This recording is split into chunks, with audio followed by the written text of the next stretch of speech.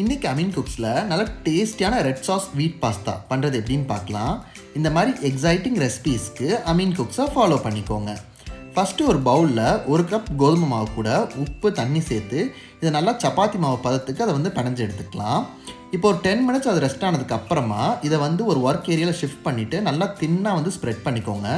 இதை ரவுண்டாக கட் பண்ணிவிட்டு சென்டரில் 2 சைடும் ப்ரெஸ் பண்ணால் நம்மளுக்கு அழகாக பாஸ்தா ஷேப் கிடச்சிரும். ஒரு பேனில் தண்ணி நல்லா கொதிச்சதுக்கப்புறமா அதில் உப்பு எண்ணெய் சேர்த்து நம்ம பாஸ்தாவெல்லாம் இதில் சேர்த்து ஒரு 2 மினிட்ஸ்க்கு நல்லா வேக விட்டு இதை ஸ்ட்ரெயின் பண்ணி எடுத்து வச்சுக்கலாம். இப்போ பாஸ்தா சாஸ் பண்ணுறதுக்கு ஒரு பேனில் எண்ணெய் சேர்த்து இதோட தக்காளி, பூண்டு, உப்பு எல்லாம் சேர்த்து இது நல்லா சாஃப்டாக வெந்ததுக்கப்புறமா இதை ஒரு ஜாரில் மாற்றிட்டு இது ஒரு பேஸ்ட்டாக அரைச்சி எடுத்துக்கோங்க.